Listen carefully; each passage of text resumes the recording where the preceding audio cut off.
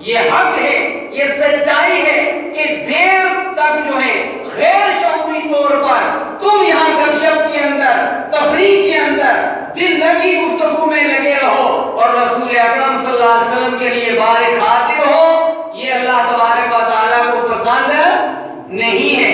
توجہ سے بات سنیں۔ تو ہم پہلی بات یہ یاد رکھیں کہ ایک غیر شعوری جو رسول اکرم صلی اللہ علیہ وسلم پر ناگواری آئی، اللہ رب العالمین کو وہ بھی پسند نہیں ہے۔ اور قرآن حکیم میں مختلف انبیاء کرام علیہ السلام کے واقعات ہیں کہ ان نبیوں کے رشتہ داروں نے، ان نبیوں کے متعلقین نے، برادری والوں نے نبیوں پر الزام لگائے۔ اللہ رب العالمین نے نبی سے فرمایا کہ نبی آپ اس کا ان کو یہ جواب دو، لیکن رحمت دو عالم صلی اللہ علیہ وسلم پر اگر کسی نے الزام لگایا یا نبی صلی اللہ علیہ وسلم کو کسی نے تکلیف پہنچائی تو رب العالمین نے خود نبی کریم صلی اللہ علیہ وسلم کا دفاع فرمایا۔ اور یاد رکھیں جب کچھ لوگوں نے حضور اکرم صلی اللہ علیہ وسلم کو کاہن کہا، کچھ نے مجنون کہا، کچھ نے شاعر کہا، تو رب کائنات نے خود جواب دیا، نون والقلم وما یسطرون ما انت بنعمت ربک بمجنون، اے نبی آپ مجنون نہیں اللہ کے فضل سے، وَإِنَّ لَكَ لَأَجْرًا غَيْرَ مَمْنُونٍ، آپ کے کارہائے نمایاں، آپ کی خدمات، آپ کے اوصاف کمالات، آپ کی رفعتیں، آپ کی بلندیاں، آپ کی عظمتیں چہار تانگ عالم کے اندر جو ہیں وہ پھیل جائیں گی۔ وَإِنَّ لَكَ لَأَجْرًا غَيْرَ مَمْنُونٍ، اور آپ کے کارناموں پر رب کائنات آپ کو اتنا اجر عطا فرمائے گا کہ وہ اجر شمار کی حدود سے بالا تر رہے گا۔ وَإِنَّكَ لَعَلَىٰ خُلُقٍ عَظِيمٍ، آپ کمالات، اوصاف حمیدہ اور خوبیوں کی انتہائی بلندی پر جو ہے تشریف فرما ہے۔ اللہ رب العالمین نے فرمایا فَسَتُبْصِرُ وَيُبْصِرُونَ، اے رحمت دو عالم صلی اللہ علیہ وسلم آپ ان کے بکواسات کی، ان کے مغلظات کی طرف دھیان مت دیجئے، آنے والا دور بتائے گا، صدیاں بتائیں گی، قرن ہا قرن بتائیں گے، زمانے بتائیں گے، جامعات بتائیں گے، یونیورسٹیاں بتائیں گے، ادبا بتائیں گے، شعراء بتائیں گے، اصحاب اقتدار بتائیں گے، دنیا کے چہار دانگ عالم میں یہ آشکارا ہو جائے گا کہ آپ کے کمالات کیا ہیں اور ان مغلظات بکنے والوں کا کیا مقام ہے۔ دوسری بات جو میں عرض کرنا چاہتا ہوں وہ یہ کہ رسول اکرم صلی اللہ علیہ وسلم کے گستاخوں کے ساتھ اللہ رب العالمین نے کیا معاملہ فرمایا۔ ہر زمانے کے اندر کچھ شقیق القلوب لوگوں نے، کچھ بد نصیب لوگوں نے اپنی زبانوں سے، اپنی غلیظ زبانوں سے رسول اکرم صلی اللہ علیہ وسلم کو تکلیف پہنچانے کی کوشش کی، اور اللہ رب العالمین نے فرمایا وَلَقَدْ نَعْلَمُ أَنَّكَ يَضِيقُ صَدْرُكَ بِمَا يَقُولُونَ، اے حبیب کل جہاں صلی اللہ علیہ وسلم ہم اچھی طرح جانتے ہیں جو کچھ مغلظات یہ بکتے پھرتے ہیں، یہ ابو لہب جو کچھ بکتا ہے، ابو جہل جو کچھ بکتا ہے، عاص بن وائل جو کچھ کہتا ہے، ولید بن مغیرہ جو کچھ کہتا ہے، وَلَقَدْ نَعْلَمُ أَنَّكَ يَضِيقُ صَدْرُكَ بِمَا يَقُولُونَ، اور ان کی نازیبا گفتگو کی وجہ سے آپ کے قلب اطہر کو جو احساس ہوتا ہے ہمیں اس کا علم ہے۔ ایک مرتبہ حضرت جبریل رحمت دو عالم صلی اللہ علیہ وسلم کی خدمت مبارکہ میں تشریف لائے۔ اللہ کے رسول صلی اللہ علیہ وسلم نے ان گستاخان رسول کا تذکرہ کیا، شکایت کی کہ جبریل یہ میرے خلاف ہرزہ سرائی کرتے رہتے ہیں۔ یہ کہنے کے بعد جبریل اور نبی اکرم صلی اللہ علیہ وسلم چل رہے تھے تو حضور اکرم صلی اللہ علیہ وسلم نے جبریل کو بتایا جبریل یہ ہے ولید بن مغیرہ جو میرے خلاف ہرزہ سرائی کرتا ہے۔ جبریل علیہ السلام نے ولید بن مغیرہ کے پاؤں کی طرف دیکھا۔ اللہ کے رسول صلی اللہ علیہ وسلم نے پوچھا جبریل یہ کیا ہے؟ فرمایا میں اللہ کے حکم سے آپ کی طرف سے اس کے لیے کافی ہوں۔ حضور اکرم صلی اللہ علیہ وسلم اور جبریل تھوڑا سا آگے بڑھے تو حضور اکرم صلی اللہ علیہ وسلم نے فرمایا یہ ہے حارث بن قیس بن طلحہ، یہ بھی میرے خلاف میں زبان غلط استعمال کرتا ہے۔ تو جبریل نے اس کے پیٹ کی طرف دیکھا، رسول اکرم صلی اللہ علیہ وسلم کے پوچھنے پر فرمایا میں آپ کی طرف سے اس کے لیے کافی ہوں۔ حضور اکرم صلی اللہ علیہ وسلم اور آگے بڑھے اور آپ نے فرمایا کہ جبریل یہ اسود بن مطلب ہے، یہ بھی میرے خلاف میں بدگوئی کرتا ہے۔ آپ نے اس کی ایڑی کی طرف دیکھا اور فرمایا میں آپ کی طرف سے اس کے لیے کافی ہوں۔ آپ صلی اللہ علیہ وسلم اور جبریل آگے بڑھے اور آپ صلی اللہ علیہ وسلم نے اسود بن یغوث کو دیکھا اور فرمایا یہ بھی غلط زبان میرے لیے استعمال کرتا ہے۔ اللہ کے رسول نے اسود بن یغوث کی آنکھوں کی طرف دیکھا اور فرمایا اے اللہ کے رسول آپ کی طرف سے میں اس کے لیے کافی ہوں۔ اللہ کے رسول صلی اللہ علیہ وسلم اور آگے بڑھے اور چوتھے نے عقبہ بن ابی معیط کو دیکھا اور اس کے سر کی طرف دیکھ کر فرمایا میں اس کے لیے آپ کی طرف سے کافی ہوں۔ تاریخ نے نوٹ کیا کہ پھر وقت آیا جس عضو کی طرف جبریل نے دیکھا تھا وہی عضو جو ہے اس کی بربادی اور ہلاکت کا ذریعہ اور سبب بنا۔ جس کے پیٹ کی طرف دیکھا نا، میں ایک کا تذکرہ کیے دیتا ہوں ٹائم کی کمی کی وجہ سے، آپ نے ایک کے پیٹ کی طرف دیکھا تھا، فرمایا اس کے پیٹ کے اندر پانی بھرایا اور اتنا پانی بھرایا کہ گندگی اس کے منہ سے باہر آنے لگی۔ میرے بھائیوں تنگی وقت نہ ہوتی میں آپ کو بتاتا کہ گستاخان رسول کو کس طرح اللہ تبارک و تعالیٰ نے پکڑا۔ ابو لہب کا بیٹا عتبہ جس نے رسول اکرم صلی اللہ علیہ وسلم کو بطور توہین کے آپ کا کپڑا پھاڑ دیا اور کوشش کی اس رخ تاباں پر جس رخ تاباں کے انوارات اور جس کا حسن و جمال میں ہے وہ شمس و قمر کے لیے بھی باعث کے رشک ہے، آپ صلی اللہ علیہ وسلم کے چہرہ انور پر اس نے تھوکنے کی کوشش کی، تھوک وہاں پڑنے میں وہ ناکام رہا، لیکن اللہ کے رسول صلی اللہ علیہ وسلم نے اس کی اس نازیبہ حرکت کے اوپر دل برداشتہ ہو کر فرمایا اللہم سلط علیہ قلب من کلابک، اے اللہ اپنے کتوں میں سے ایک کتا اس گستاخ کے اوپر مسلط کر دے۔ ابو لہب کا ملک شام کے اندر بڑا تجارتی کپڑے کا کاروبار تھا، چنانچہ جب ابو لہب نے ایک تجارتی قافلے کو روانہ کیا تو سب کو جمع کیا اور جمع کر کے کہنے لگا کہ محمد نے میرے اس بیٹے عتبہ کے لیے بد دعا کی ہوئی ہے، مجھے لگتا ہے کہ میرا بیٹا نہیں بچے گا محمد کی بد دعا سے، تم اس کا بہت خیال رکھنا۔ چنانچہ ایک قافلہ جہاں پڑاؤ ڈالتا چاروں طرف سے اس کو گھیر کر کے رکھتا، محصور کر کے رکھتا۔ شام کے اندر ایک علاقہ ہے زرقہ، جب وہاں اس قافلے نے پڑاؤ ڈالا اور رات کا وقت قریب تھا تو دیکھا کہ ایک شیر جو ہے اس نے قافلے کا آ کر کے رونڈ لیا۔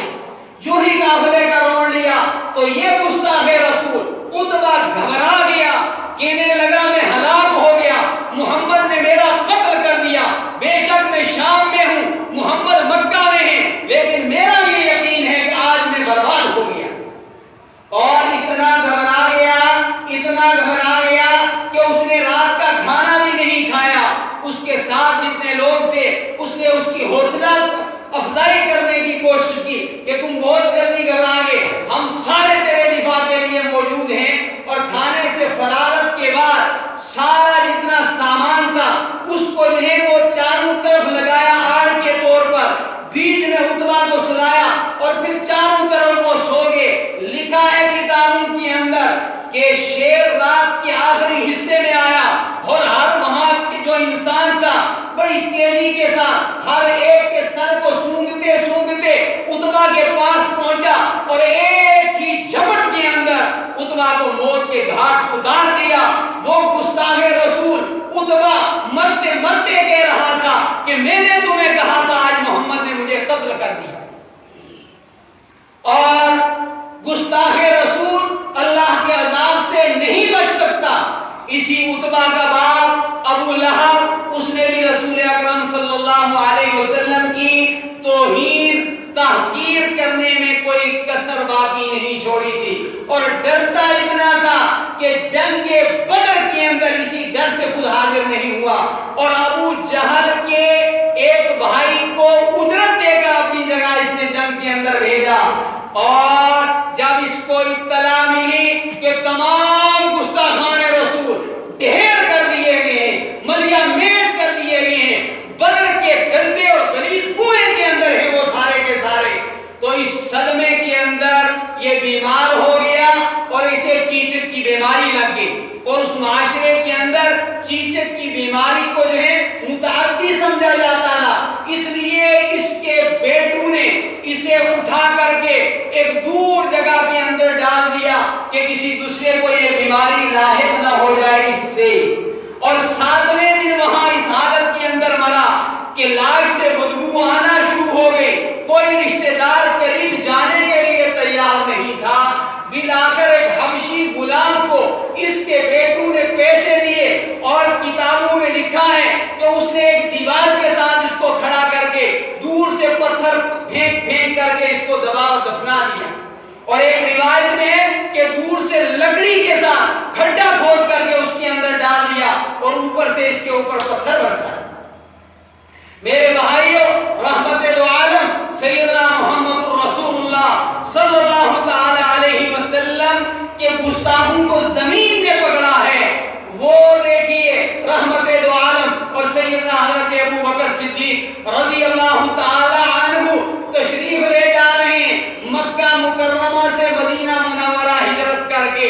ادھر کھلبلی مچ گئی کہ کس طرح محمد صلی اللہ علیہ وسلم کو اس سفر سے واپس لایا جائے، اس کے لیے ایک بڑا جو ہے وہ اجلاس منعقد کیا گیا، اور یہ طے پایا جو محمد کو زندہ یا خدا نخواستہ شہید کر کے لائے گا اسے 100 اونٹ انعام کے اندر دیے جائیں گے۔ چنانچہ کسی نے آ کر کے سراقہ بن مالک کو اطلاع دی کہ محمد اور اس کا ساتھی ادھر سے گزر رہے ہیں۔ سراقہ بن مالک سمجھ گیا، لیکن کہنے لگا ایسا نہیں ہو سکتا، یہ اس نے اس لیے کہا کہ اگر یہ بھی میرے ساتھ شریک رہا تو کل اونٹوں میں تقسیم ہو جائے گی۔ کہا ایسا نہیں ہو سکتا۔ وہ آدمی مایوس ہو گیا کہ اتنے بڑے جو ہیں وہ قبیلے کے چودھری نے، کھڑبیج نے، سردار نے مجھے ٹھکرا دیا۔ جب وہ چلا گیا تو چپکے سے سراقہ نے اپنے غلام کو بلایا اور بلا کر کے کہا کہ فوراً گھوڑا تیار کرو، سامان سفر تیار کرو، اور سر پر دوڑنے لگا کہ پورے 100 کے 100 اونٹ کا میں مالک بن جاؤں گا۔ چند قدم چلا تھا، اپنی سواری سے نیچے گرا۔ ان کا ایک طریقہ ہوتا تھا کہ یہ کام اچھا ہے یا برا، فوراً اس نے وہ فال نکالا۔ فال میں آیا کہ یہ جو تم کرنے جا رہے ہو یہ غلط ہے، لیکن پھر لالچ کے اندر آگے بڑھا اور یہاں تک قریب ہو گیا کہ ابو بکر نے دیکھ لیا اور حضرت ابو بکر رونے لگے۔ رسول کائنات صلی اللہ علیہ وسلم نے پوچھا ابو بکر کیوں روتے ہو؟ لا تحزن ان اللہ معنا۔ مشن مصطفیٰ کے ساتھ تائید خداوندی ہے تو مصطفیٰ کے ساتھ تائید خداوندی کیوں نہیں ہوگی؟ وہ اللہ کے محبوب ہیں، وہ کائنات کے ذرے ذرے کے محبوب ہیں۔ تو ابو بکر نے فرمایا یا رسول اللہ مجھے اپنی فکر نہیں، آج اللہ کی سب سے قیمتی نعمت اور رحمت ابو بکر کے پاس امانت ہے، اگر اس کو تکلیف ہوگی تو ابو بکر کے اوپر ایک داغ لگ جائے گا۔ اس فکر کے اندر رو رہا ہوں، اس غم کے اندر آنسو بہا رہا ہوں۔ رحمت دو عالم نے فرمایا لا تحزن ان اللہ معنا، یہ چراغ نبوت نہیں بجھ سکتا۔ هو الذی ارسل رسولہ بالہدی ودین الحق لیظہرہ علی الدین کلہ۔ یاد رکھو مسلمانوں، یاد رکھو دنیا بھر کے انسانوں، محمد عربی کا مشن لے لہایا ہے دنیا کے اندر۔ آپ بھول گئے ابھی چند صدیوں پہلے وہ دور تھا جب دنیا کے سارے نظام جو ہیں وہ ڈارک ایج تھے، وہ اندھیروں کے اندر تھے، اور محمد عربی صلی اللہ علیہ وسلم کا دور وہ گولڈن دور تھا، اسی کی عظمتوں کے پھریرے اطراف عالم میں لہرا رہے تھے۔ ادوار بدلتے رہتے ہیں، تلک الایام نداولها بین الناس، یہ حقیقت ہے، یہ کائنات کی سب سے بڑی سچائی ہے۔ محمد رسول اللہ صلی اللہ علیہ وسلم کو رب کائنات نے کائنات میں بھیجا ہی اس لیے ہے کہ سارے اندھیروں پر روشنی مصطفیٰ غالب آ جائے، سارے نظام باطل پر اس پیغمبر کا دل ربا انسانیت نواز امن نواز جو ہے وہ نظام قائم ہو جائے۔ یہ چراغ بجھ نہیں سکتا، یہ تے ہے سو بارتے ہیں۔ بہرحال جو ہے وہ پہنچا، دوبارہ ایسا ہوا کہ اس کا گھوڑا سراقہ کا زمین کے اندر دھنس گیا اور وہ پریشان ہو گیا، سمجھ گیا اور کہنے لگا یا رسول اللہ صلی اللہ علیہ وسلم میں سمجھ گیا ہوں، اب آپ میرے لیے دعا کریں، میں بچ جاؤں، یہ زمین مجھے اپنے اندر نگل نہ لے۔ اور صلی اللہ علیہ وسلم نے اسے معاف فرما دیا، آزاد فرما دیا، کہنے لگا یا رسول اللہ امان لکھ دو۔ آپ نے ابو بکر کے غلام سے کہا چمڑے کے اوپر اس کو امان لکھ دو کہ اب اس کو کوئی ستائے نہ۔ کہا کہ جب وہ چمڑا لے کر امان والی تحریر لے کر واپس جا رہا تھا، پھر رسول اللہ نے بلایا اور بلا کر کے کہا سراقہ وہ وقت تجھے کیسے لگے گا جب کسریٰ کے کنگن تجھے پہنائے جائیں گے، جب کسریٰ کا تاج تجھے پہنایا جائے گا۔ سراقہ کی بات سمجھ میں نہیں آئی، واپس آیا، اس نے وہ کہا کہ میں دیکھ آیا ہوں ادھر کہیں بھی محمد اور اس کا ساتھی نہیں ہے۔ پھر مکہ فتح ہوا اور اس نے آ کر کے بڑی تیزی سے آگے بڑھ رہا ہے، جو نبی صلی اللہ علیہ وسلم کے ساتھی تھے انہوں نے روکا کہ بھئی کیا بات ہے، اس پہ ڈھنگے انداز سے کہاں جا رہے ہو، لیکن وہ پھلانگتا ہوا آگے بڑھا اور کہنے لگا یا رسول اللہ، آپ صلی اللہ علیہ وسلم سواری کے اوپر سوار تھے کہ یہ ہے وہ امان جو آپ نے مجھے لکھ کر کے دی تھی۔ اور دوسرے ہی لمحے سراقہ کہتا ہے اشہد ان لا الہ الا اللہ واشہد ان محمد رسول اللہ۔ اور پھر آپ صلی اللہ علیہ وسلم دنیا سے پردہ فرما گئے، ابو بکر کا دور خلافت ختم ہوا، سیدنا عمر بن خطاب رضی اللہ تعالیٰ عنہ کا دور خلافت آیا اور واقعاتاً کسریٰ کا نظام جو ہے وہ فتح ہو گیا اور باقاعدہ کسریٰ کے ہرمز کے کنگن اور اس کا تاج جو ہے وہ مدینہ منورہ میں خلیفہ وقت سیدنا عمر بن خطاب رضی اللہ تعالیٰ بلاؤ سراقہ بن مالک کو، وہ جو چراغ نبوت بجھانے چلا تھا 100 اونٹ کی لالچ کے اندر۔ آج یہ کنگن ہرمز کے کنگن جو ہے سراقہ کو پہناؤ، آج سراقہ کا کسریٰ کا تاج اس کے سر کے اوپر سجا دو۔ یہ وہ چراغ ہے جو بجھتا نہیں، جو اسے بجھانا جاتا ہے وقت کے ساتھ اگر اس کی قسمت ساتھ دے دے، وہ خدا کی پکڑ میں نہ آئے تو اس کے سر کو سجا دیتا ہے۔ اللہ کے رسول صلی اللہ علیہ وسلم کی حرمت میری آپ کی محتاج نہیں ہے، ہواؤں نے، فضاؤں نے، شیروں نے رحمت دو عالم صلی اللہ علیہ وسلم کے گستاخان کے کو جو ہے وہ نمٹایا ہے اللہ تبارک و تعالیٰ کے حکم سے۔ میرے بھائیوں، نماز کا وقت چونکہ ہو گیا ہے، اسلامیہ کو بلکہ ملت اسلامیہ ہی کی بات نہیں، اس دنیا کے ہر اچھے انسان کو ہماری ریاست کے ایک شیطان صفت انسان، ایک لعین نے، اور یہ میں نہیں کہتا، یاد رکھیں اللہ نے قرآن میں فرمایا ان الذین یؤذون اللہ ورسولہ لعنہم اللہ، جو اللہ اور اللہ کے رسول صلی اللہ علیہ وسلم کو تکلیف پہنچائے، فرمایا اللہ کی لعنت ہے اس پر، ایک دن نہیں، دنیا میں جب تک ہے اس پر لعنت ہے، آخرت میں جب تک ہے اس پر لعنت، وہ لعنتی ہے، وہ کروڑ بار لعنتی ہے۔ ہر بشعور انسان مسلمان ہو یا غیر مسلم اس کے اوپر لعنت بھیجتے ہیں۔ آپ سارے ہاتھ کھڑے کر کے اس خبیث پر لعنت بھیجو، اللہ کی لعنت ہو اس کے اوپر، اللہ کی کروڑ لعنت ہو۔ اے رب کائنات، تیرے حبیب صلی اللہ علیہ وسلم کے گستاخ کو تو ہی پکڑ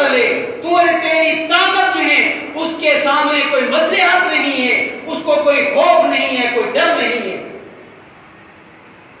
بہرحال یہ ہمارے احساسات ہیں، جذبات ہیں، اور ہونے ہی چاہیے۔ جس کے اندر یہ احساس نہیں اسے سمجھنا چاہیے کہ میرا ایمان کمزور ہے۔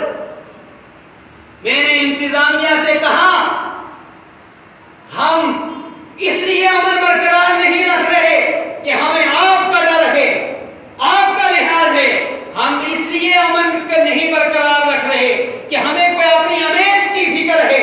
ہاں، پھر جا کر یہی بات آتی ہے کہ وہ پیغمبر امن و عافیت ہیں، وہ پیغمبر رحمت و رافت ہیں۔ ہم نہیں چاہتے کہ پیغمبر امن کے نام پر بدامنی پھیلائی جائے۔ ہم انہی کی ذات کے لیے، انہی کی ہستی کی خاطر ایک حد کے اندر ہیں، اور ان حدود کو ہم بلانگنا نہیں چاہتے جو اسلام کی مقدس تعلیمات کا سنہرا حصہ ہے۔ بہرحال اس سلسلے میں فی الفور جو ہے وہ آئی جی صوبہ جموں نے جو رد عمل کیا وہ کم از کم قابل جو ہے اطمینان تھا ہمارے لیے۔ لیکن میں آپ کی وساطت سے اور میڈیا کے ذریعے، ایجنسیز کے ذریعے میں کہوں گا کہ دیانت کے ساتھ حکام والا تک ہماری یہ بات پہنچی جائے کہ گرفتاری ہی کافی نہیں، بلکہ خالص گرفتاری میں کبھی کبھی یہ شبہ رہتا ہے کہ اس کو عذاب کے طور پر، جرم کے طور پر گرفتار کیا ہے یا اس کی حفاظت کے لیے اسے گرفتار کیا۔ یہ اگلا مرحلہ بتائے گا۔ اگر آپ اس پر کیسے لگاتے ہیں، اور اگر اسلامی مملکت ہوتی تو گستاخ رسول مسلمان ہو یا غیر مسلم وہ اسلامی تعلیمات کے مطابق واجب القتل ہے۔ لیکن ہم ملک کے قانون کو نہیں چھوڑتے۔ ملک کا قانون جو کہتا ہے اس کے مطابق اس کو کڑی سے کڑی سزا دی جائے، اور ہم اس کے ساتھ ہی اس کے قائل ہیں۔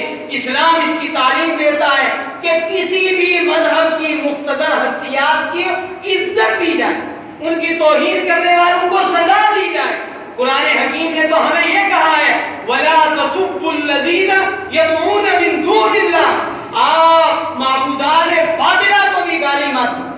قرآن تو ہمیں یہ کہتا ہے، ہم یہ کہتے ہیں کہ محمد الرسول اللہ تو وہ ہستی ہے، وہ کائنات کے عظیم ناموس ہیں کہ جن کے صدقے میں آج دنیا کے اندر سیاسی، علمی، معاشرتی، ثقافتی، تہذیبی بہاریں جو ہیں وہ آگے بڑھی ہیں۔ ایسی عظیم ہستی جس کا کائنات کے انسانوں پر ہی نہیں، حیوانوں پر ہی نہیں، بلکہ حشرات الارض پر، نباتات پر، جمادات پر احسانات ہیں۔ وقت نہیں میں اس کی تفصیلات آپ کے سامنے عرض کرتا ہوں۔ لہذا اس کو سر سے سر سزا دی جائے اور یہ جلد از جلد ہے عمل میں لائی جائے، ورنہ شاید ایک مسلمان کے لیے یہی ایک صدمہ ناقابل برداشت ہے۔ لیکن ہم اس بنیاد پر خاموش ہیں کہ ابھی تک جو ہے اس سلسلے میں کارروائی کی ہے وہ قابل اطمینان ہے، لیکن اس کارروائی ہی کو ہم کافی نہیں سمجھتے، بلکہ یہ تو ہم سمجھتے ہیں کہ کارروائی کا ایک ابتدائی مرحلہ ہے۔ ہم نہیں جانتے کہ یہ اگلا مرحلہ کارروائی کا بتائے گا کہ اس کی حفاظت کے لیے اس کو گرفتار کیا گیا ہے یا اس کو سزا دینے کے لیے اس کو گرفتار کیا ہے۔ ہم آپ کی نیت پر شک نہیں کرتے، لیکن دونوں پہلو جو ہیں وہ بہرحال ہمارے سامنے ہیں۔ اس کے لیے باقاعدہ ایک انویسٹیگیشن ٹیم تشکیل دی جائے، اور جو دفعات اس پر ابھی لگنا باقی ہیں وہ بھی اس پر لگائی جائیں۔ اور اس کے ساتھ ساتھ میں آپ سے یہ کہوں گا کہ جو آپ نہیں کر سکتے وہ کرنے کے لیے نہیں میں کہتا، جو آپ کر سکتے ہیں۔ 2006 میں ڈنمارک کے اندر حضور اکرم صلی اللہ علیہ وسلم کے خاکے بنا کر جو ہے وہ شائع کیے گئے تھے۔ اس کے 2 سال بعد جو عالمی تحقیق تھی وہ یہ تھی کہ ان 2 سالوں میں وہ خاکے شائع ہونے کے بعد دنیا میں سب سے زیادہ رحمت دو عالم صلی اللہ علیہ وسلم کی سیرت پاک کی جو ہے وہ نشر و اشاعت ہوئی ہے۔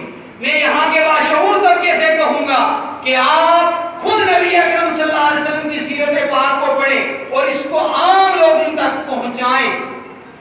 دوسرا کام اس مرحلے پر آپ یہ کریں کہ زیادہ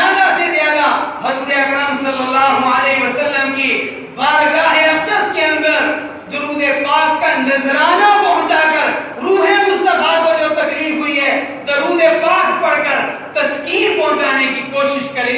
یہ عمل آپ کریں.